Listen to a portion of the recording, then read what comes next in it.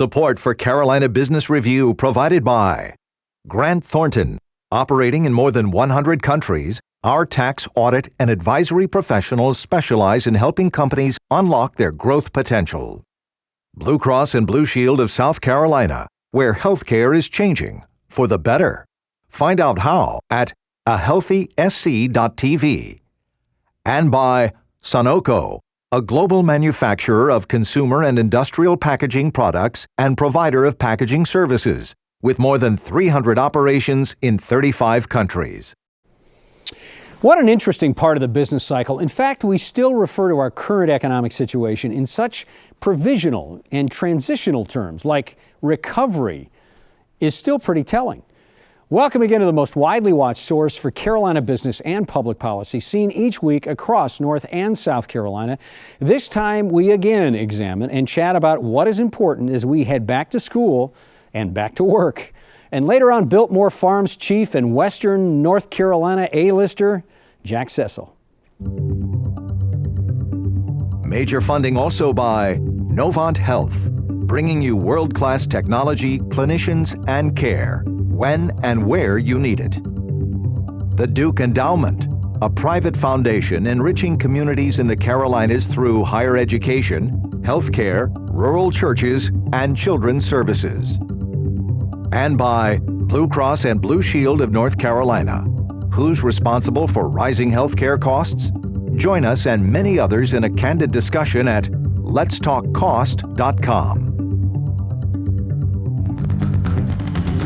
This edition of Carolina Business Review was recorded August 22nd, 2014. On this week's program, Carl Blackstone of the Columbia Chamber of Commerce, Dr. Adolphus Belk, Jr. of Winthrop University, and special guest Jack Cecil, president of Biltmore Farms. Now, here's Chris William. Welcome to our program. Carl, good to have you here. Adolphus, good to see you again. Welcome back, gentlemen. Thank you. Thanks for having us. Okay, Carl, here you get the first pitch. All right.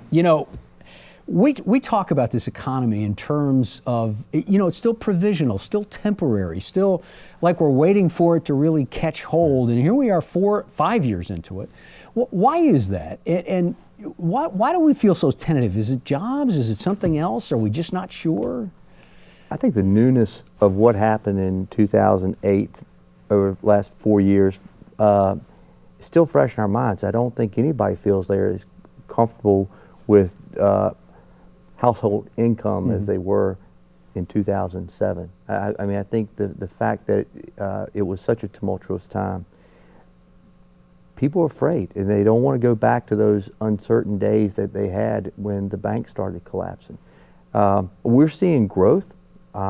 Columbia has got a vitality that it's lacked in a long time. $900 million in investment over the last 4 years just in downtown Columbia. So people are slowly spending money. Investors are coming back to the table, but it's just going to take a little bit of time. Success breeds success, and so once you get a few successes under our belt, I think we'll see a lot more growth. Adolphus, was the 08-09 economy such a Six Sigma event that it scarred us? Is that what it is? Why do we feel that? It was the worst economic calamity of my lifetime, certainly, and the worst economic downturn since the Great Depression. It was historic because of its length, going from 2008 and into 2009, because of the variety of industries that were impacted and the level of jobs that were lost. This economy was bleeding hundreds of thousands of jobs every month at the end of 2008 and going into 2009. And so those things were very jarring. And when the economy turns sour, people adjust their behavior. They stop spending, especially if there's uncertainty about their personal economic situation. I think that we're still talking about the economy in those sort of shaky terms because job creation has been that lagging thing. The jobs are the first thing to go and the last thing to return. And we've seen an uptick in private sector job creation. It's in the public sector where we've still seen the things moving along very slowly. And that's a result of circumstances across state capitals and in the nation's capital. Guys, let's drill down a little bit more. Let's focus in Columbia and the Midlands. Carl just got the job at the Columbia Chamber. Congratulations. Thank you. Following a legend like Ike McLeese has got to be tough, but you also have a lot of new energy, a lot of excitement. Biggest challenge in Columbia, what would it be? Is it being in the shadow of the State House? Is it some of the violence at 5 Points? Is it the growth at Vista? Is it transportation? Is it economic development downtown? I mean, you've got a bunch of things on your plate. How do you focus? We got to look at all of them. I mean, there's not one silver bullet. All the issues you brought up are real. They affect the way people think about Columbia. They attract attention, which is not always good in economic development circles. If we want to, we've got to have a strategy in place to deal with growth. We're expected over the next 20 years to see a significant growth increase from population migrations down from the Northeast. I think we have to control the growth in a way that and provide the infrastructure to allow that growth. I mean, that's a significant deficiency that we have in Columbia, but throughout South Carolina. But we have to target jobs. I mean, that's the biggest thing I think we need to focus on right now is how do we have one Fortune 500 company located in South Carolina, or at least specifically in Columbia. We need a corporate headquarters in South Carolina. Those jobs bring wealth. We need manufacturing. We have a great center of business in downtown Columbia, fantastic university, #1 business school in the country. But we need jobs to support those graduates that are leaving. So job growth is probably, if I had to pick of the ones that you mentioned, the most significant. You know, you both have talked about jobs. Adolphus, in the last election cycle, you couldn't fire a gun off and not find a politician that wasn't talking about jobs. In this election cycle, in midterms, in the North Carolina Senate race, in the South Carolina governor's race, in the Lindsey Graham contest, in you name it, it's no longer, and the Washington Post said this, that it's not really about policy or platform. Now the races are about he's bad and she's bad, vote for me. Well, people are reaching because they don't know. If we compare apples to apples and go back a couple of midterm elections, we look at the 2006 contest. There was angst over the wars in Afghanistan and Iraq. There was frustration over the governmental response or the lack thereof to Hurricanes Katrina and Rita in the Gulf Coast.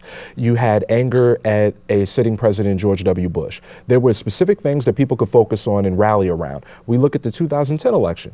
We're talking about the economic downturn. People were still hurting in 2010 after the Great Recession, and you add to that the Affordable Care Act or Obamacare. There were some specific things that people could point to and organize around. You look at 2014 and you look at the information from the Gallup poll and from some other outfits, and you don't see one thing rising above all others as the dominant issue. And in that condition, you have people trying to find something, anything that'll stick to present themselves to voters. And a lot of it is, well, the party in power is responsible for this, this, and that, and so, put me in. The incumbents are bad, and you need to get me in there to shake it up. Yeah, how do you feel about that, Carl? I mean, you're in the middle of politics and policy at State House, being in the shadow of the State House. I think you hit the nail on the head. There's not there are a lot of significant issues that need to be addressed from Washington to Columbia. And there's been a reluctance to really get things done. So I think Adolphus is correct on that there's not one significant issue. And if you look at the data, there are a couple of things that'll jump out. So people will say the economy or jobs, but not in the numbers they once did. They'll say government is the problem, and they'll talk about their dissatisfaction with government. And in the Gallup data, it's not just that they strongly disapprove of, say, the job that the Congress is doing, or that they disapprove rather, but they strongly disapprove. Over 55% strongly disapprove of the job that Congress is doing. But then what do you do about it? That's the hard part, structuring a platform that develops a plan of action. Yes. Just quickly, we've got about 30 seconds left. You happy with the work that came out of the last State House session? Do you feel like they got done what they needed to get done? They nibbled on the edges on a lot of fronts. The biggest issue facing the business community in South Carolina right now is infrastructure, lack of infrastructure. Yeah. Getting goods and services down to the Port of Charleston is a significant failure. But I think that's going to be the top priority next year. Well, we'll have to talk more about that. Well, they are widening I-26 for about 100 yards. That's right. I've seen that down there. At least it's a start. Gentlemen, stay with us.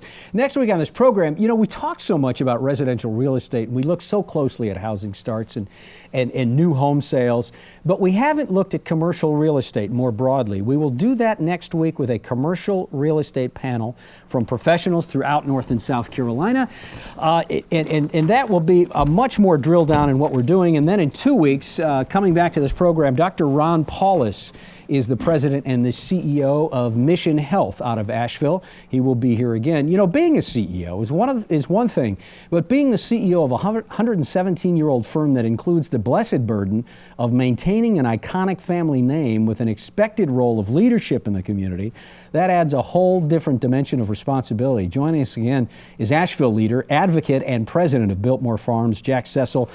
Jack, welcome back to the program. And I heard you laugh when I said that about this whole new dimension of carrying your family name and doing it in the public purview. So I know you do a lot. Welcome back to the program. Thank you. Let me mention something to you. You were here 3 years ago, Jack, September 2001, and Asheville was struggling with jobs. And you said, we talked about it, and you said it would take about a decade. Well, here we are, 3 years later. Asheville has the lowest unemployment rate in North Carolina and seems to be hitting on all 12 cylinders. How did that happen? Well, it's a great place to live, first of all, and it's a great place to visit. So you have that physical presence, if you will, and it's close to a large metropolitan area, Atlanta and South Carolina and Charlotte. So people come up the mountains all the time, and with the diversity of the tourism and also the diversity of the basic economy, people have flocked back to Asheville, and it's good to see. We've created almost 6,500 jobs in the last 2 or 3 years. Are you surprised by that? I am very, yeah. But to go back, if I look historically to 9/11, Asheville never missed a beat because it's a drive-to economy. So people who were afraid to fly would come to Asheville. And this time, the growth has been in sort of the professional small business arena, which is healthy, I think. A lot of that's temporary workers, but some of it's white-collar worker, and therefore you throw in some of the software companies, and we're basically a collection of small businesses. You talk about you only have one Fortune 500, well, we have basically one public company, Ingalls Market, which is large. But after that, other than my cousin's business on Biltmore Company, he's large, 1,500 employees. We're an aggregation of small businesses, which allows us to be sort of adept and flexible, ebb and flow in the economy does. Well, you talk about the farms business and the development business, and you talk about your cousin Bill's business over at the house, Biltmore House. How has tourism done so far in 2014? How does that look? We're ahead of 13, which was a record year for us. And what's going on is Stephanie Brown at the Tourism Development Authority is doing a fabulous job. We originally directed the funds from the room tax to basically the Carolinas and Atlanta. And now we're adding Knoxville and we're adding other cities. So we're starting to increase our geographic footprint, or our presence, if you would, which allows us to become not only a destination center for the Carolinas, but now the destination center for the Southeast. And if we do this correctly by, you throw a pebble in the pond and the rings expand. If we do that successfully over the years, we hope to be a national destination. I think international is stretching it because we don't have direct flights. Yeah, good point. Question, Carl? What's next? I mean, you've regained your footing for jobs. Your numbers on the tourism side are up. What's the next? What's the 10-year strategy for Asheville? Much of it, I believe, is we have an underemployment opportunity because there's many people who have flocked to Asheville because it's a great place to live, and I can have my first time after college, but they bring a great intellect and they bring degrees. So if you look at our numbers from that perspective, there's an opportunity. So then we can expand it more in the small business and entrepreneurial area, the knowledge-based sector. I think that's important for us. The second one is to take the existing businesses that are there and expand them. Borg-Warner just recruited 100 engineers. So it is now their North American sort of turbocharged engineering headquarters. Thermo Fisher has a plant, 1 of 2 plants in North America in North Asheville. And they've become so efficient in their lines and their manufacturing process that now they recapture real estate. So they bring more lines and add more jobs and add more product and productivity through that plant. So, and then you look at tourism. We're about to add 5 or 6 new hotels to town. So the opportunity there for the TDA is by expanding their marketing is bring more people to town. But you know, it's interesting, a follow-up question. You talk about the hotels and you talk about the strength of the tourism. Asheville doesn't have a hotel motel tax like a lot of. Oh yeah, we do. We have a is it a 4% tax? Yes. It's a lot lower than other markets, and it doesn't go to the city. That is correct. So how does that? I mean, how does that dynamic? You stumbled on the secret sauce because about 30 years ago. Stumbled is right. Yeah. By the way. No. The secret to that is we take 3% of our room tax, and it goes. The county collects it, but there's a nonprofit board that manages it, and it's we, the hotel owners, who manage the funds and how they're dispensed and how they're used for marketing. And there's some legislation written in there that says you can't use X% more for overhead and bureaucracy. So it all has to go to marketing. Mm-hmm. And then we added another 1% a couple of years ago for a product development fund, which then goes in for seed funding and matching dollars for hard assets, which would in theory bring more people. So you put more heads in beds to expand the market. And that's the real beauty of it, because it doesn't go off in this sort of amorphous little pots that you can't control. And that's how it works. Mm-hmm. Yeah, it's very, very successful. Adolphus? There's a study that came out from the Brookings Institution that noted 15 cities where poverty is deepening or expanding. And of the 15, 5 were in the North and South Carolina area. Yeah. What lessons might leaders in those communities learn from looking at Asheville? Part of it, I think, is build upon your strengths. A number of years ago, we started something called Handmade in America because we realized that we had a large concentration of crafters. If you think of it as place-based economic development, with what are your assets, indigenous assets, that can't be exported, so you're not subject to NAFTA where jobs leave like we've seen in North and South Carolina. So we try to find the beauty of the mountains, the historic arts and crafts, the educational, the educated workforce that comes out of UNCA and elsewhere, and build the economy around those people. It's nice to have a place where tourism will come, but the flip side of that is what we always try to do is take advantage of that and use it as a recruiting tool. So I can be a tourist either with my family, my wife and our 4 sons, or I can be a tourist if I bring my corporate meeting to Asheville. And when the corporate meetings come, that's when we take appropriate action and say, if you like it for a meeting here, why don't you bring your business here as well?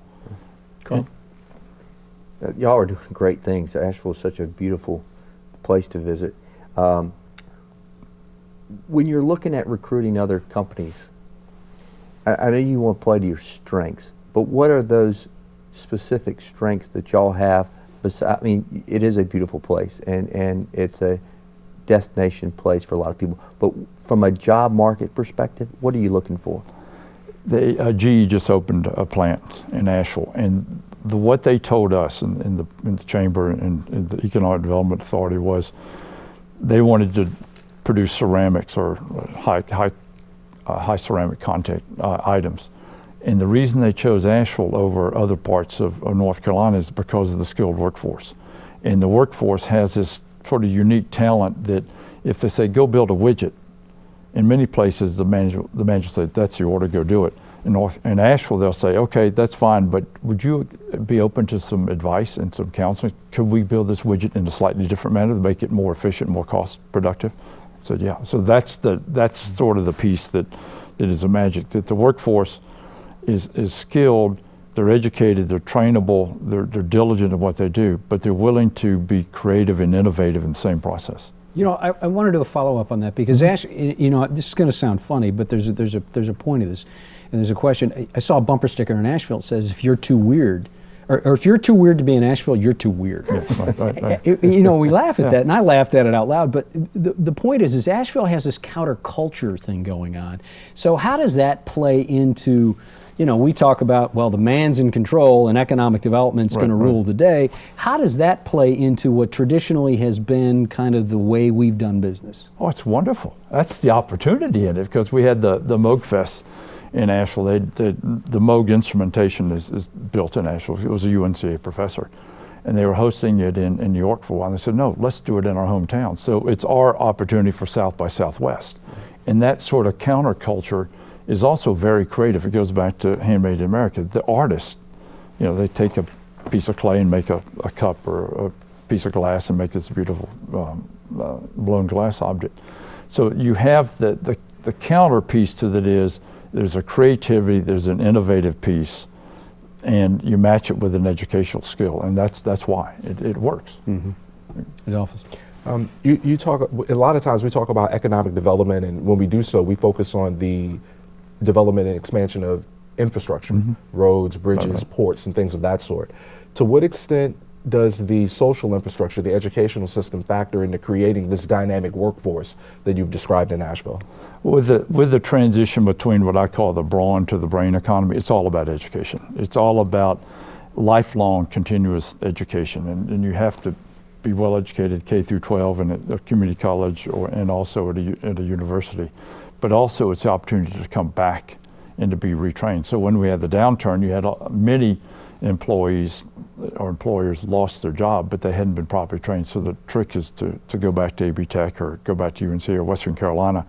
Western Carolina opened up an engineering program this fall in Biltmore Park, and they're very excited because they're right in the heart of this corridor of the growth of Borg Warner and those type companies. And so it's not only your physical infrastructure, but if you don't have the brain and the education, you can't compete in today's world.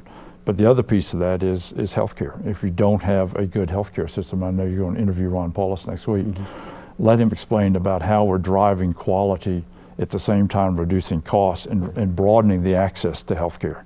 That's a real critical component. Well, and again, as a follow-up, thank you for all these you know, this low-hanging fruit, because these are all great follow-up. Your mayor, Esther Mannheimer, was here a couple of weeks ago, and she said that Medicaid, Medicaid reform should be at the top of the agenda. How do you come down on that?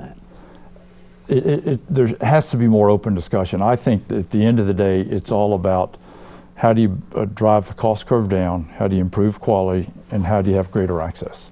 And if you can reduce bureaucracy and the payment method and the friction and all that, I think we could do it. So is Medicare the right way, or is there another way to do it? I'm not sure, but if you look at it purely from a quality, like a quality manufacturing, I hate to put it in that terms, but if you do the procedure correctly the first time, or you look at health and wellness and keep them out of the expensive hospital, that's how we start to bend the cost curve. That's how we're more competitive. I mean, our payment is, we're 75% Medicaid, Medicare. We're the worst in the state almost, but we have a really, really well-run tertiary hospital. So how do you rate the General Assembly the last 2 years' work in the General Assembly around this?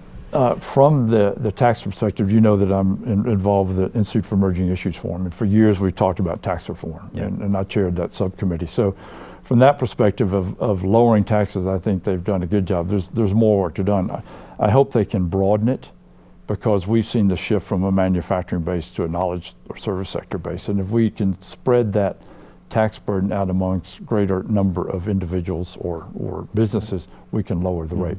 That helps in recruiting and us to be competitive, because we were so uncompetitive with other states in the Southeast. It also, from a small business perspective, it increases your cash flow. And mostly self-generated cash flow of these small companies, that's how they survive. Because we don't have a large VC community in Asheville at all. Yeah, we have about a minute and a half left. Question? How responsive is your local government with the business community? I mean, obviously, for a thriving economy, you have to have that dialogue and that communication. Is it working well? Could it work better in Asheville? Yeah, I think in general it works well. Like when GE came, it was sort of everybody came together and said, how can we make this win for Asheville? Because it's higher wages, it's a large marquee company, and it's really cutting edge technology. So in that perspective, we work well together. You know, Sierra Nevada is open. New Belgium's under construction right now. You talked about $900 million in downtown Columbia. That's $500 million right there. Wow. In just those two breweries. And if you come to Asheville, look at the craft brewery market, it's phenomenal. So that's just a job sector that's sort of flourished on its own because they like the quality of the water and they like the funkiness of downtown. Is that what, literally we got 30 seconds left. The craft brew business expansion, was that a surprise? Oh, very, very much for me. Came out of the blue? Came out of the blue. So all we do for economic development is go, why? Yeah, but right. but they're looking at really the quality of the water, and the geographical location for East Coast distribution, because you're not hauling beer across the country. Well, I'll drink to that. I will too. Good. Come to Asheville. We'll provide a craft beer for you. Jack, thank you for being here again. Thanks, Chris. Please come back more than 3 years. We'd love to have you, or less than 3 years. Adolphus, good to see you again. Thanks for being here. My pleasure. Yeah, thank you. Carl, welcome. Come back. Thank you for having me. I appreciate it. You bet. Until next week, good night. Major funding for Carolina Business Review was provided by the Duke Endowment, a private foundation enriching communities in the Carolinas through higher education, healthcare, rural churches, and children's services. Blue Cross and Blue Shield of North Carolina. Who's responsible for rising healthcare costs? Join us and many others in a candid discussion at letstalkcost.com. Grant Thornton, operating in more than 100 countries, our tax, audit, and advisory professionals specialize in helping companies unlock their growth potential.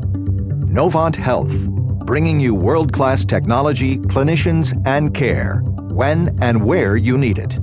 Sunoco, a global manufacturer of consumer and industrial packaging products and provider of packaging services, with more than 300 operations in 35 countries. Blue Cross and Blue Shield of South Carolina, where healthcare is changing for the better. Find out how at ahealthysc.tv. And by viewers like you. Thank you. Promotional consideration provided by Business North Carolina Magazine. For more information, visit carolinabusinessreview.com.